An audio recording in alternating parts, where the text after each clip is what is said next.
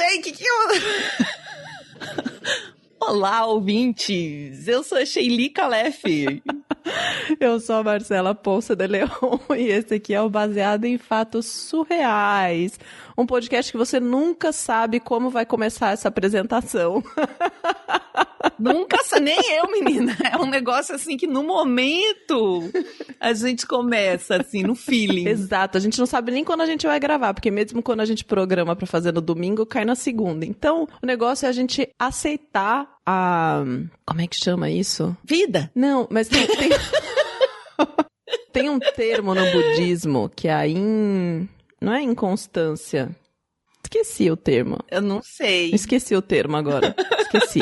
Queria falar bonito. Mas é tipo quarentena, a gente não tá esperando e ela chega, né? A vida tá assim. É que eu pensei nisso quando você falou. Eu pensei na quarentena que também a gente não espera, ela chega, num vírus que a gente não espera, ele chega. A vida tá assim. Exato. Mas... uma coisa você pode ter certeza, se você deu play nesse episódio, o que você vai escutar agora é o seguinte: nós aqui, do Baseado em Fatos Reais, contamos as histórias das nossas heroínas, que são as mulheres reais que estão do outro lado do radinho, que escreveram suas histórias ou gravaram as suas histórias e mandaram para o nosso e-mail, para o bfsurreais@gmail.com.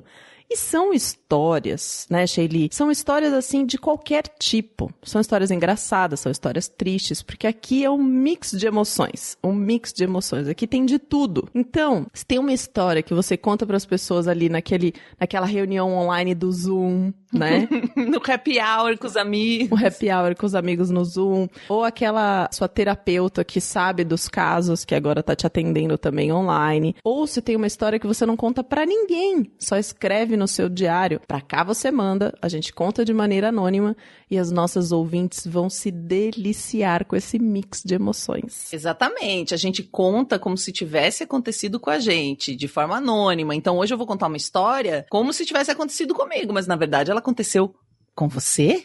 Com alguém que está ao seu lado? É só você mandar para o nosso e-mail, bfsurreais@gmail.com.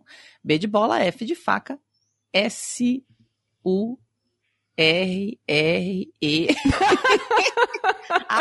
Surreais, gente. bfsurreais @gmail.com.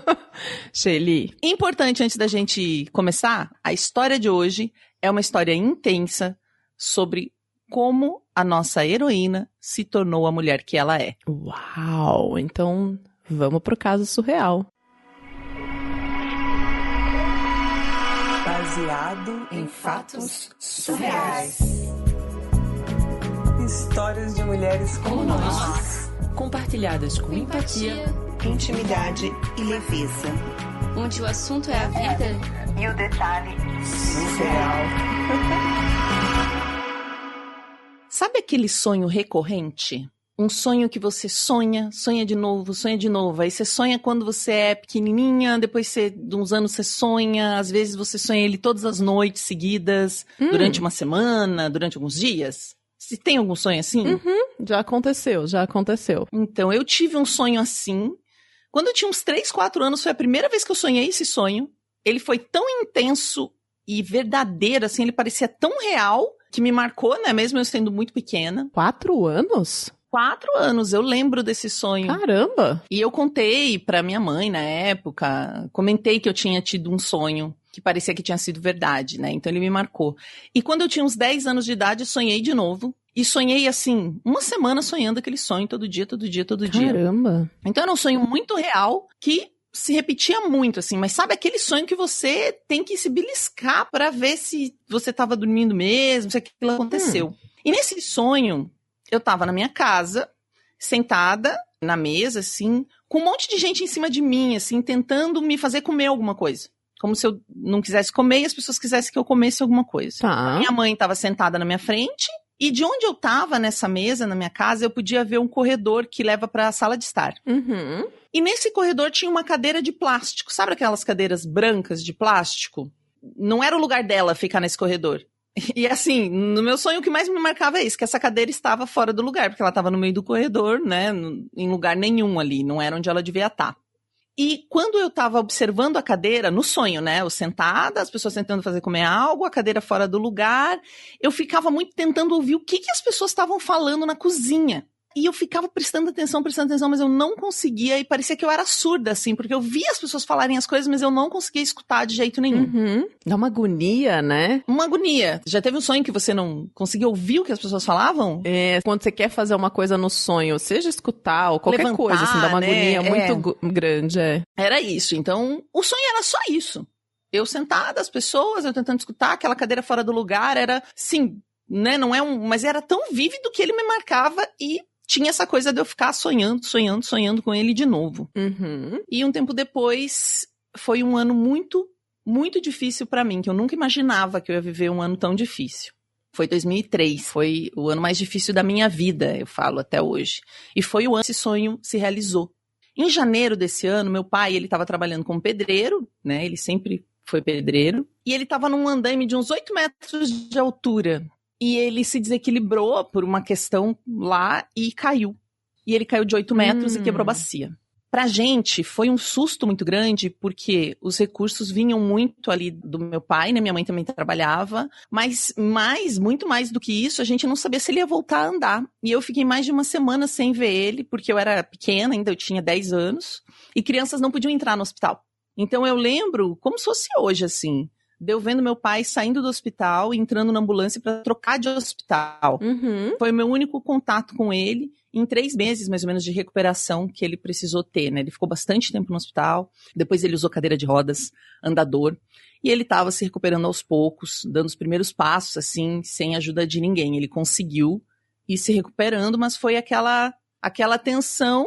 Enquanto isso, toda a renda da família vinha do trabalho da minha mãe, que era doméstica, e do meu irmão mais velho, de 28 anos. E aí, isso foi no início do ano, né, em janeiro. Quando foi em junho, no meio do ano, num dia muito ensolarado, um dia muito bonito, assim, eu tava deitada no sofá de casa com meu pai, a minha mãe tava arrumando a cozinha depois do almoço, e o meu irmão, logo depois do almoço, assim, ele avisou a minha mãe que ele ia no bar, que ficava no fim da rua, pra encontrar a noiva dele, que ele ia ficar esperando ela lá. E o meu irmão, ele era bem exibido. Exibido assim, ele era um homem bonito, mas ele, assim, pra essa noiva, ele era totalmente apaixonado, sabe? Ele era muito apaixonado por essa menina. E aí, nesse dia, ele saiu vestindo uma jaqueta da Fórmula 1 vermelha, que a minha tia tinha dado pra ele. Porque ela dirigia moto. Ele nem tinha moto, mas ele achou... Nossa, que legal. A tia dirigia moto. Não, minha tia era super incrível. E ele achou linda, ele amava aquela jaqueta. E aí ele queria ir pra se exibir pra namorada, né? Que ele tinha ganhado. Mas era uma jaqueta de motoqueiro no dia de calor. Nem fazia muito sentido, mas ele tava se achando, né? Com o presente. Ele queria impressionar a namorada. Parece aquela noiva. história que a gente escutou naquele podcast da moça que foi viajar de avião de salto alto e passou frio. Usar jaqueta no dia de calor. Exato. E aí ele saiu pra esperar a noiva dele lá, e a gente ali em casa, aquela moleza, né? Fim de semana, tá em casa depois do almoço. Uhum. Quando deu 15 horas, a vizinha chega desesperada, começa a tocar a campainha da nossa casa, chorando, e ela falou pra minha mãe assim, o Júnior levou um tiro e ele tá no hospital, que era o meu irmão. Meu Deus! Da onde veio isso? Da onde veio isso? A minha rua virou um formigueiro, a minha casa também, gente pra todo lado. E no quintal chegavam pessoas e ninguém sabia dizer exatamente o que tinha acontecido. E a gente entendeu que 2 pessoas tinham sido atingidas. Foi bem assim, gente. Você tá lá dormindo, toca a campainha, pessoa chorando. 2 pessoas foram atingidas, seu filho levou um tiro. E alguém tinha morrido na hora e alguém estava sendo operado. A gente não entendia se era o meu irmão que tinha morrido, se era essa outra pessoa que tinha morrido, se realmente era ele que estava envolvido nessa história, mas, né, tudo indicava que sim. E naquele momento, as preces, assim, as orações eram tão fortes para que o meu irmão tivesse vivo e bem. Meu Deus. Mas a gente tava lá rezando, vendo com aquela confusão, você começa a rezar meio que automaticamente, assim, porque você não sabe o que fazer, e aí a gente recebe a notícia que ele não tinha resistido. O que aconteceu? O meu irmão, ele foi no bar, ele se sentou do lado de uma moto, esse bar fica, tipo, sabe, numa esquina com as mesinhas fora, assim. Ele tava sentado do lado de uma moto e a chave dessa moto tava na ignição. O dono deixou a chave e ele tava no bar, provavelmente. Porque era uma moto de um policial, que era o dono dessa moto, e ele tava paisana no bar, mas ele tava armado. Então ele deixou a moto e foi, sei lá, pegar uma, não sei o que ele foi, enfim, Mas ele estava no bar, estava armado, deixou a moto na porta com a chave na ignição. Nessa hora chegaram 2 bandidos. E como o meu irmão estava de jaqueta, naquele calor, sentado do lado da moto, os bandidos acharam que ele era o dono da moto. Colocaram uma arma no peito dele e pediram a chave. Puta merda. Ele disse que a moto não era dele. Ficou essa confusão, né? Assim, ele, pra quem via de fora, talvez ele parecesse o dono da moto. Ele começou a explicar que a moto não era dele, tava com a arma no peito. E nisso o policial percebeu o que estava acontecendo, que estava rolando um assalto, né? Que estavam tentando pegar a moto dele. E ele foi super negligente e atirou em direção aos bandidos. E no susto, na forma com que ele atirou, a primeira vítima foi, claro, o meu irmão. Aí os amigos dele, que estavam por lá, e a gente conhece todo mundo, enfim, a nossa casa, correram com ele pro hospital. Nossa. Chegando lá, eles foram avisados que aquele hospital não tinha condições de receber o meu irmão, e o boato é que acharam que ele era um bandido, e por isso negaram o socorro. E a distância até o próximo hospital foi fatal. Meu irmão não aguentou. E quando ele estava a uns 2 minutos do segundo hospital, já na subida, assim, diz que ele respirou fundo no colo do amigo dele e faleceu. E naquela noite, a cena do sonho se repetiu. Mas só que não era o sonho, dessa vez era real. As pessoas do sonho comentavam sobre a morte do meu irmão. A comida que todo mundo estava tentando me fazer comer era um miojo. A cadeira estava lá no corredor vazia, branca, igualzinho do meu sonho. E nessa noite eu sonhei novamente, só que agora tinha uma diferença, né? Que na cadeira que sempre estava vazia no meu sonho tinha uma pessoa. E era ele, o meu irmão. Ele estava vestido de branco, sorrindo para mim naquela cadeira de plástico branca no corredor. Foi um ano terrível. A gente não tinha dinheiro para pagar o funeral. Aí as pessoas da rua e os familiares ajudaram. Foram momentos assim, muito difíceis. O dinheiro mais curto do que nunca, assim. Graças a Deus, anjos existem, porque a gente recebeu cesta básica da igreja, cesta básica da família onde o meu pai tinha caído, e a minha mãe, mesmo com depressão, por causa da perda do meu irmão, assim, ela lutou, essa mulher lutou bravamente com toda aquela situação. Meu pai ainda não estava recuperado, né? Eu fiquei com ódio, fiquei com raiva, eu queria muita vingança contra aqueles que fizeram isso com meu irmão. A minha raiva era principalmente do policial, que agiu de uma forma muito negligente. E ainda teve a capacidade de sair ileso pelos atos. Ele saiu, não aconteceu nada com ele. Mas, né, com o passar do tempo, dos anos, a gente aprende que tudo na vida, mesmo as coisas mais terríveis, nos trazem algum aprendizado. A minha família, com certeza, tirou o aprendizado dela, assim. Nós já éramos muito unidos. A gente era bem parceiro mesmo. Mas nós ficamos muito mais. E hoje a gente sabe que qualquer dificuldade é fichinha. Porque nós temos a nossa família e nós temos bons amigos ao nosso lado. Hoje eu já tenho 26 anos e eu já ouvi muitas pessoas dizerem assim, como eu sou forte, como eu sou diferente das pessoas da minha idade, sabe? Uhum. Ninguém apostava que a pessoa que passou necessidade, como eu passei assim com a minha família, teria muito sucesso. Mas eu tive, eu tenho e a nossa família também. A nossa fé ficou abalada também por muito tempo. Eu duvidava. É difícil, né? Não, muito difícil. Eu não compreendia, sabe? Mas ninguém entende. A vida e a morte são um mistério. E aí ficou uma lição pra mim, né? Ficou a minha lição. E essa não foi a única vez que eu sonhei e os sonhos se realizaram. Mas eu aprendi que eu não sou capaz de mudar o destino de ninguém. Pelo contrário, assim. Eu aprendi a dar valor, a respeitar os meus sonhos e tentar compreendê-los. E não ter medo do que a vida me reserva. Acho que isso foi talvez a principal lição, sabe? Dizem que cada pessoa tem uma missão aqui na Terra. E eu acredito que a missão do meu irmão foi me fazer crescer e me deixar uma grande marca de amor no coração. E uma marca de amor no coração de todo mundo que conheceu ele. Ele era muito amado por todos. E o meu amor por ele vai, com certeza, além de todas as vidas. Ele vai continuar. Essa é a minha história.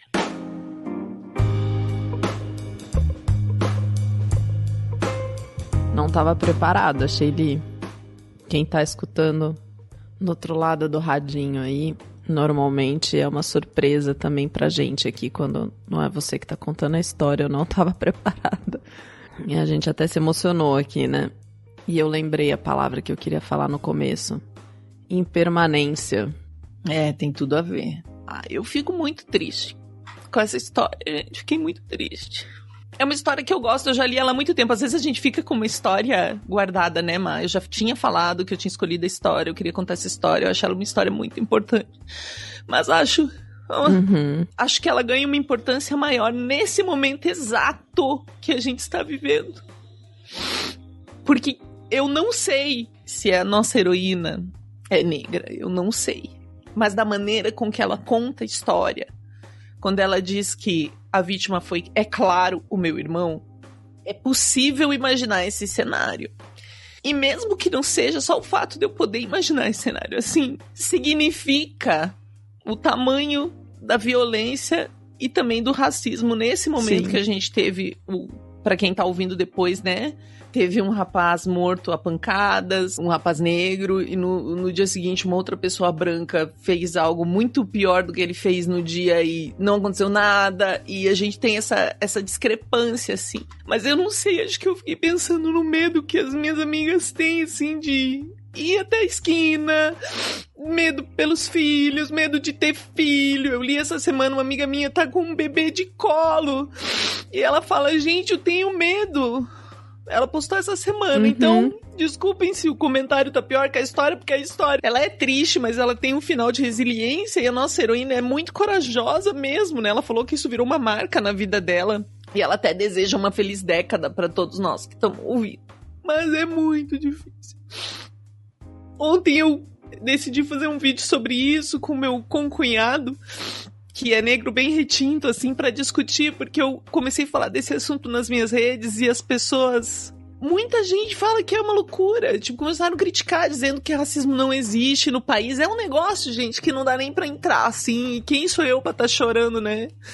Nem vivo isso na pele, só acompanho, mas é algo assim... Às vezes parece uma luta muito... Mas é porque a gente infelizmente tem representantes no governo que estão dizendo que racismo não existe, né? Que não foi um caso de racismo e que... Meu Deus, quando eu ouvi o que o Mourão falou, eu quase tive um troço. Homem, branco... Exatamente. E acredita naquilo que tá falando, que é mais louco ainda. Ai, gente, perdão, assim, porque... Acho que eu tô cansado dessas coisas mesmo. Às vezes pesa um pouco mais, né? Mas não é todo dia que a gente tá cansado. Às vezes a gente consegue. É muito comum no Brasil alguém da família ter sido morto por policiais. É muito comum. Por engano. Eu não tô... Gente, policiais são Eu tenho amigos policiais. Eu tenho muitos amigos policiais. É uma crítica à polícia como um todo. É uma cultura muito difícil. Não, é uma cultura muito difícil. Esses dias mesmo, antes desse caso do rapaz no supermercado, eu vi uma manchete da menina que teve metade do nariz arrancado por causa de um tiro de fuzil, assim. Todo dia a gente vê uma matéria como essa, de alguém que foi violentado, e também tem toda aquela questão, a gente sabe que mães de meninos negros, né, tem que falar, corta seu cabelo, não vem tarde da noite, porque, sabe, vai ser revistado, vai ser pego, tipo, eles vivem com medo o tempo inteiro. É uma coisa muito louca, muito louca. Sim, dá pra gente tirar muitas reflexões dessa história. O que é uma pessoa ter arma? Quando a arma tem o único objetivo de matar pessoas. Para que uma arma? O que é uma moto comparada a uma vida de uma pessoa? Sabe, tem tantas coisas. Muito obrigada, heroína, por ter compartilhado essa história com a gente. Aqui a gente precisa falar de absolutamente tudo, e é muito importante a gente falar disso e de todas as coisas que fazem parte da nossa vida. A gente espera que você que está aí do outro lado escutando essa história possa refletir sobre essa violência que é imposta à vida de tantos outros seres humanos e possa rever as suas ações e a maneira como você influencia quem está na sua rede, assim, quem está perto de você, com as suas ideias. Porque eu acho que a gente tem uma responsabilidade, sabe, de fazer a nossa parte também... contaminar no bom sentido as pessoas que estão perto da gente, sabe? Elas serem provocadas. O julgamento que a gente faz das pessoas baseado em como elas se vestem. O julgamento que a gente faz do caráter das pessoas pela cor de pele. Quantos erros a gente comete por conta de emoção, Porque na emoção, o nosso julgamento está completamente comprometido. Como a corrupção favorece a violência, a criminalidade no Brasil. Que a gente acha que bandido não se beneficia dessa corrupção, mas é uma espiral muito louca, gente. De uma coisa que justifica a outra, que... Enfim.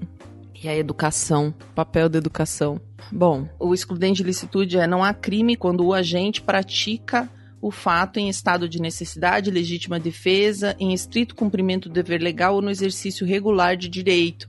Que porra é essa? Assim, traduz pra mim. Não, é que se a pessoa estiver sobre forte emoção, alguma coisa assim, ela deveria ter a pena abaixada. E no caso era um policial, mas ele não estava de serviço. Só que provavelmente ele não foi punido por causa disso. E aquele projeto do Moro pretendia ampliar essa... Já existe isso, que um agente, no exercício da sua função, ele pode acabar ferindo uma outra pessoa, porque ele tem mil coisas que o policial tá fazendo, mas quando você pretende ampliar isso a mais do que já existe, você tá abrindo muita brecha para esse tipo de coisa. Então eu tava me sentindo fortemente emocionado, que você citou essa coisa, né? Realmente a gente pode fazer coisas, mas eu não posso, quando eu sou um agente da lei, ficar fortemente emocionado, né? Eu tenho uma obrigação, porque alguém pegou a minha moto, então eu tiro...